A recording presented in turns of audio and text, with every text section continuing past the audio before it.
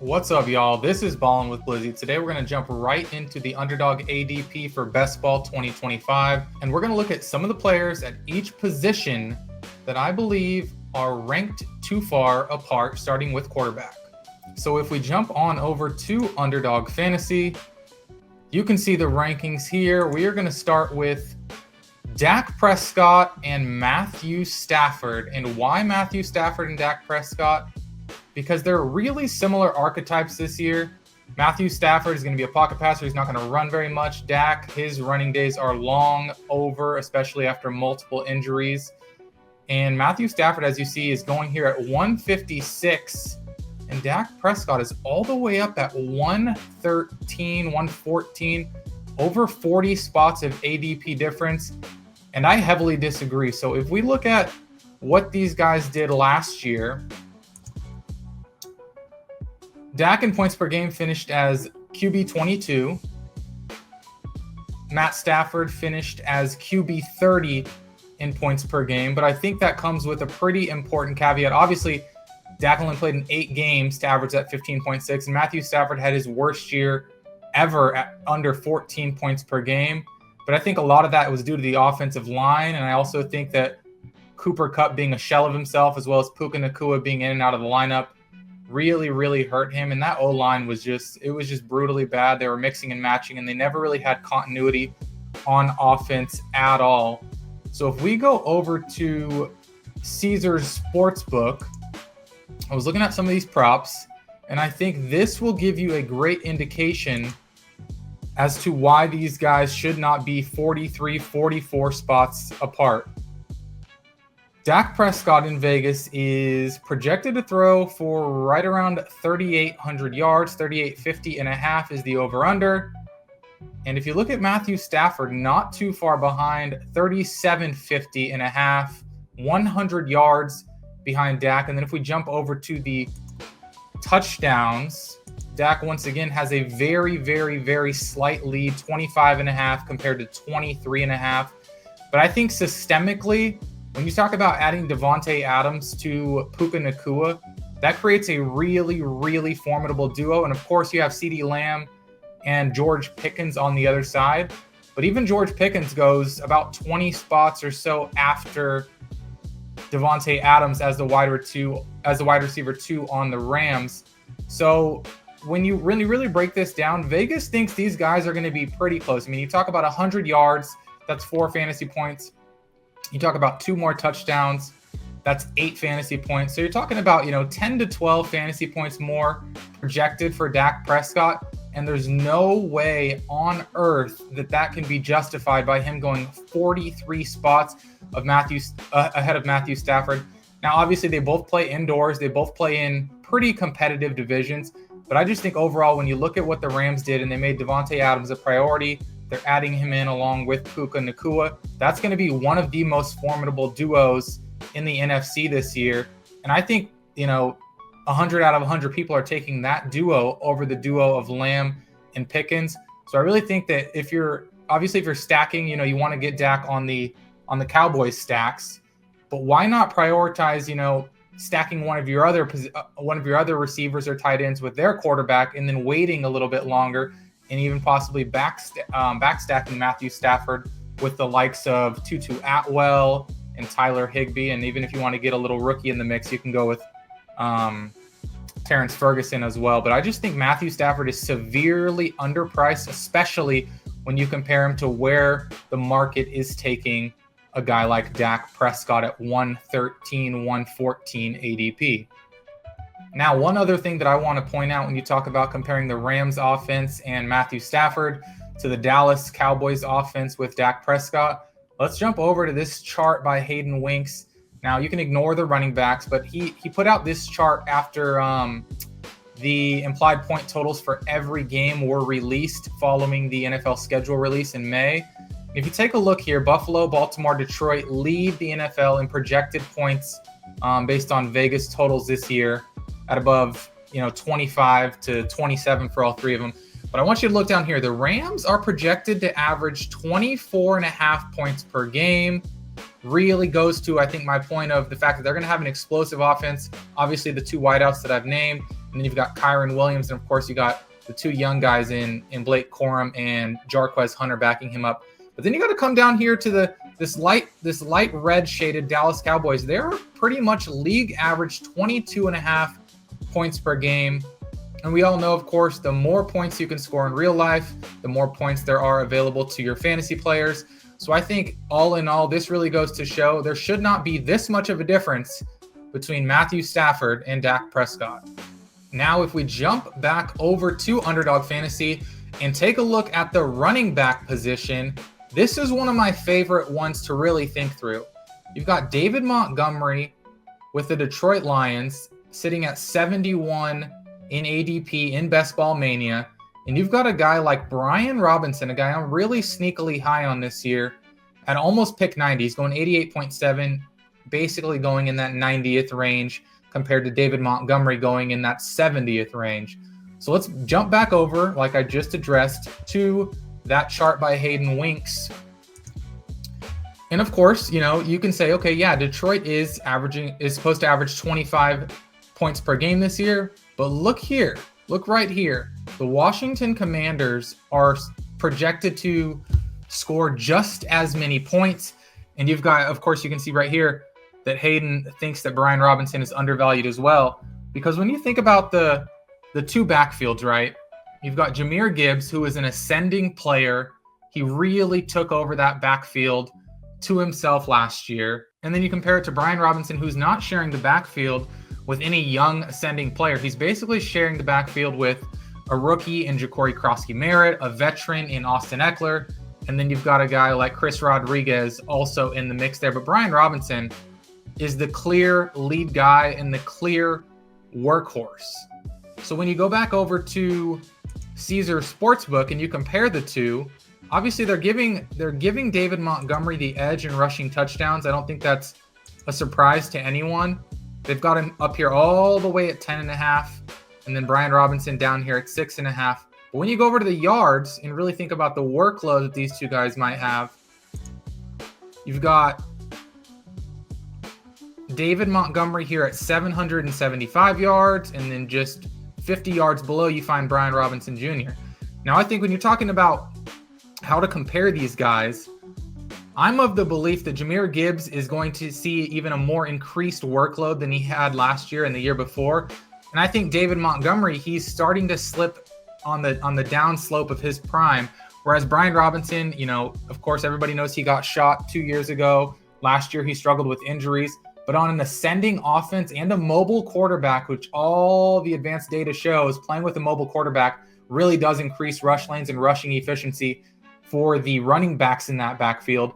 I think that's a huge boon to Brian Robinson Jr. He's the lead back, and he's playing with a mobile quarterback, whereas David Montgomery, on the other hand, he's a fading back. He's going to see more carries, more touches, and more opportunities to an ascending back in Jahmyr Gibbs. He also lost, of course, his offensive coordinator, Ben Johnson. The new regime might say, hey, what are we doing here? Jahmyr Gibbs is, the Mercedes. David Montgomery is the old Ford pickup truck. We're going to get our shiny new toy, continue to get him more and more involved. And like I said, Jared Goff, nobody's going to mistake him for a rushing threat at all. So I just think one guy is coming into his prime in Brian Robinson Jr. One guy is leaving his prime or is on the downside of his prime in David Montgomery. New system, new regime. Offense could have a little bit of touchdown regression. Obviously, the Commanders' offense is just continuing to ascend with Jaden Daniels, and Brian Robinson Jr. is the clear lead back and won't be ceding any touches to any ascending player. Now jumping over to the wide receiver position on Underdog Fantasy.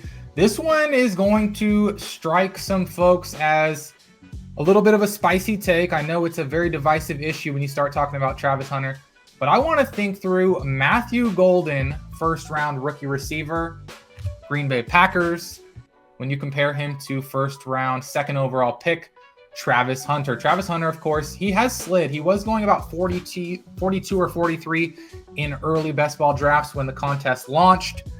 He has fallen a bit to 51. Matthew Golden has risen a bit. He's in the 77 to 80 range right now on Underdog Fantasy. And I really want to think through this. So Matthew Golden, obviously everybody knows the first round wide receiver selected by the Packers since 2002, Javon Walker. Travis Hunter, generational player, generational talent.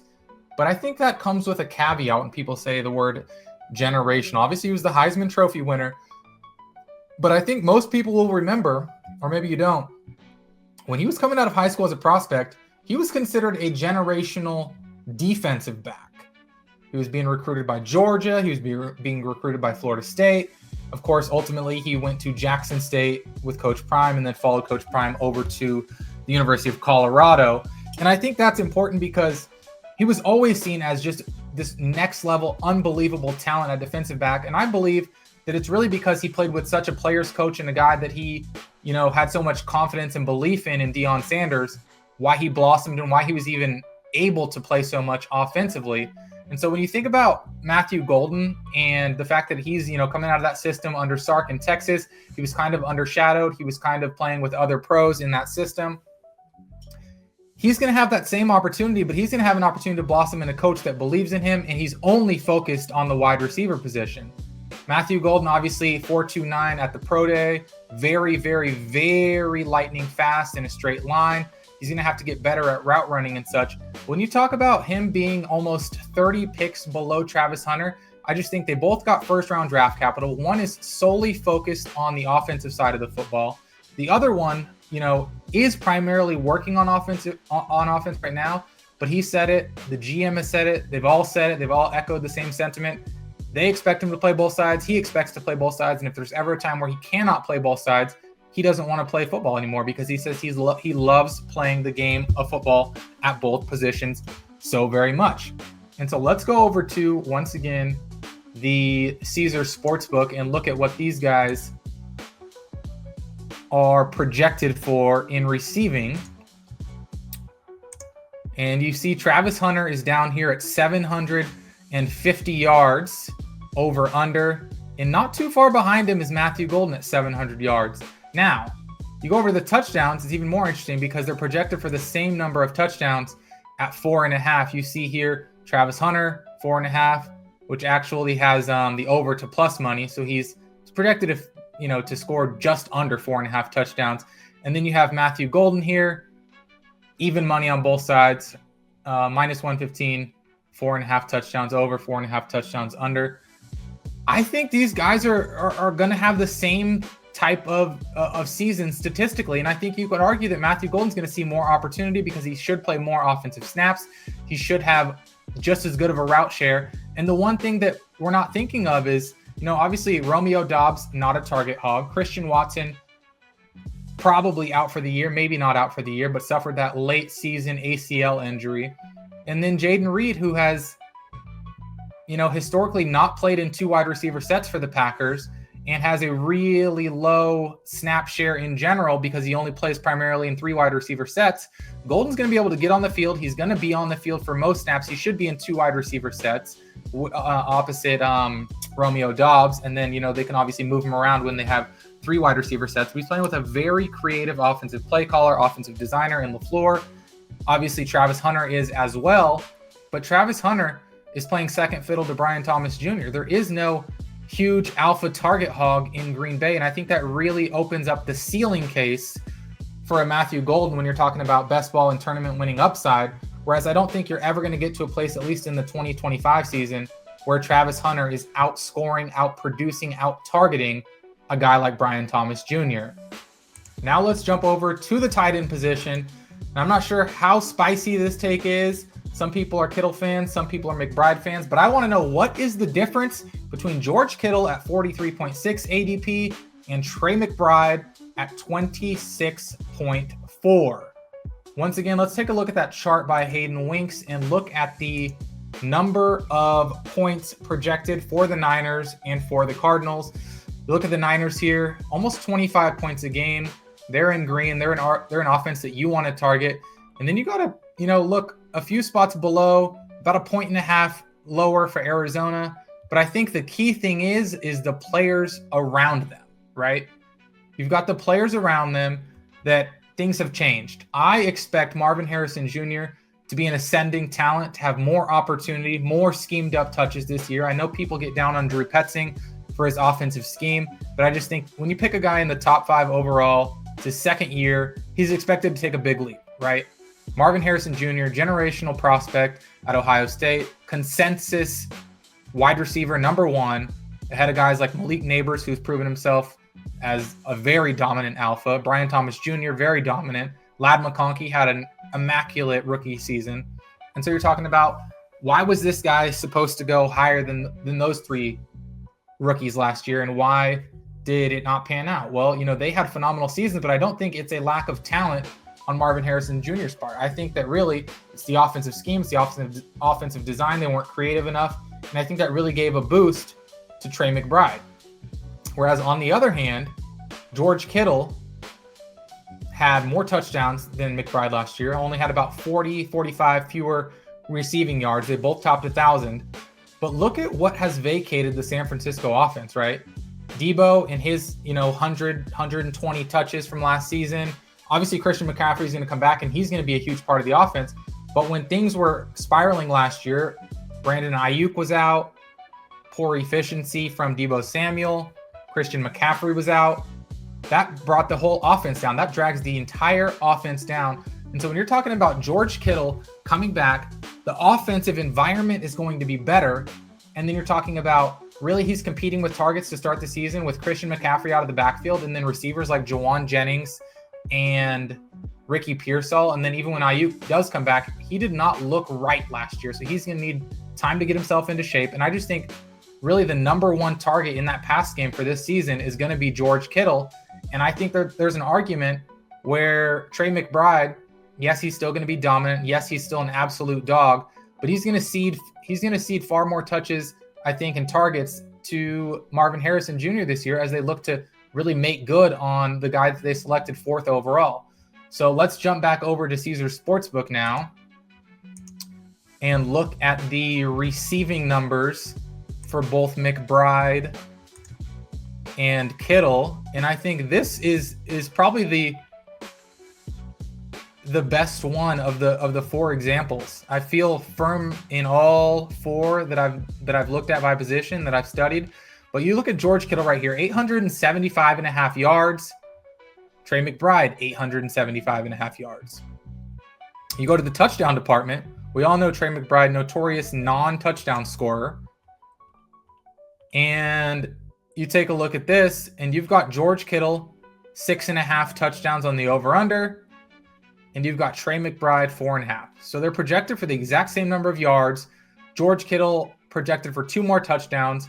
George Kittle playing in an offense projected for more points overall in the season. And George Kittle playing with receivers like Jawan Jennings and Ricky Pearsall, compared to Trey McBride playing with a guy like Marvin Harrison Jr. So I want to know what you all think. What is the ADP difference? Is it justified? Which side are you on at quarterback between Dak Prescott and Matthew Stafford? What side are you on at running back between David Montgomery and Brian Robinson Jr.? What side are you on at receiver? And what side are you on at tight end? Let me know in the comments. Talk to you guys soon.